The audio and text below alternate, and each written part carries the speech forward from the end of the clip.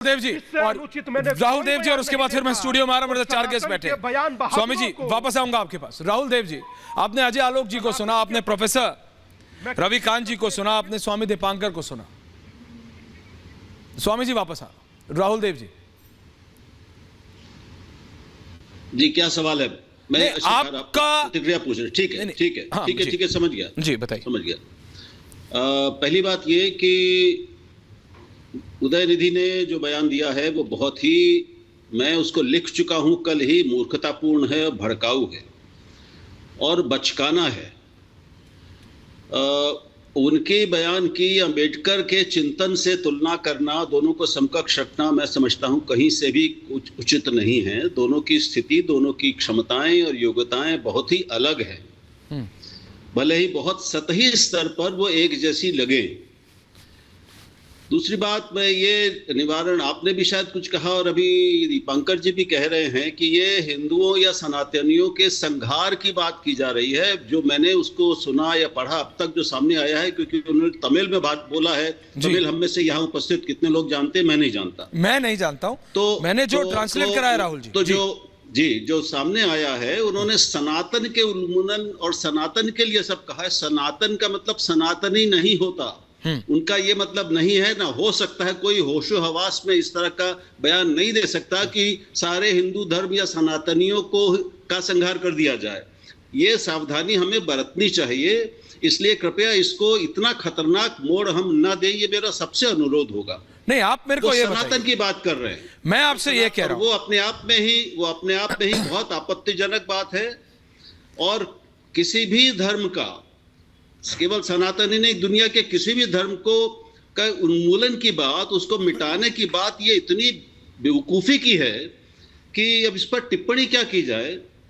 टिप्पणी मैं आपसे इसलिए मांग रहा हूं कि अगर गलती होती है ना, अजय आलोक जी को रखिए, अगर गलती होती है राहुल देव जी, तो आदमी समझता है, राजनेता भी समझते हैं। बड़े बड़े राजनेताओं से बड़ी बड़ी गलतियां हुई हैं, आपने उनको कवर किया। लोग, उन्हें पता है बैक ट्रैक कैसे करना है, उन्हें पता है फेस सेविंग करके भी बैक ट्रैक होती है। ऐसा नहीं कि इस सरकार में नहीं हुआ, इस सरकार में भी हुआ है। लेकिन इन महान अनुभव से, उदयनिधि स्टालिन से 3 बार नहीं 5 बार अलग अलग मीडिया, एक नहीं एक ही मीडिया हाउस, अलग अलग media, electronic, print included sir, 5 से 6 बार उनसे पूछा गया। हर बार उन्होंने एक ही बात कही, आई स्टैंड फर्म। मैंने जो कहा मैं उसी पे तटस्थ हूं। और अगर वो नहीं तो प्रियंक खड़गे कम्स आउट एंड प्रियंक खड़गे बैक्स हिम।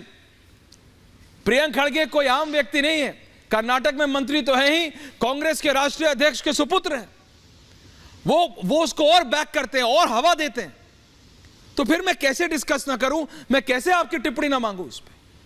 नहीं, टिप्पणी तो करनी ही चाहिए, चर्चा करनी ही चाहिए, विश्लेषण करनी ही चाहिए, उससे कौन इनकार कर रहा है। मैं सिर्फ कुछ और कह रहा था, उसको नरसंहार न कहा जाए और समझा जाए, इसकी सावधानी हमें बरतें। जहां तक उनके बयान का सवाल है, द्रमुक राजनीति का जो लगभग 125 साल का इतिहास है, उसको अगर आप थोड़ा देखेंगे तो उसमें आपको उसका आधार ही 4 खंभों पर टिका है। ये सब मैं लिख चुका हूं जी। 4 खंभे क्या हैं? ब्राह्मणवाद का विरोध, उत्तर भारत का विरोध, हिंदू धर्म या ब्राह्मणवादी हिंदू धर्म का विरोध और हिंदी का विरोध, और आर्य बनाम द्रविड़ संघर्ष या उनकी शत्रुता। ये 4 खंभे हैं जिस पर पूरी 125 साल से द्रमुक राजनीति टिकी हुई है। और ये वहां का, यही उनका मुख्य विमर्श है। ये कोई नई बात नहीं उन्होंने कही। तो एक तो ये हमें ध्यान रखना होगा। तो आप कोई भी पार्टी हो, इससे बहुत ज्यादा अलग अन्ना द्रमुक भी नहीं जा पाती। जितनी द्रमुक पार्टियां हैं, समूची द्रमुक राजनीति का ये बुनियादी उसका इतिहास है। अब इसके संदर्भ में हमें देखना कि आज वो ये बात क्यों कह रहे हैं। ये बात वो क्यों कह रहे हैं, इससे साफ है, जो मैं समझता हूं वो बहुत आपत्तिजनक, और मैं कहूंगा कि उसकी जितनी निंदा की जाए वो कम है। लेकिन वो अपने राजनीतिक कॉन्स्टिट्यूएंसी को संबोधित कर रहे हैं, क्योंकि उनकी कॉन्स्टिट्यूएंसी, मैंने कहा 100 साल से यही है।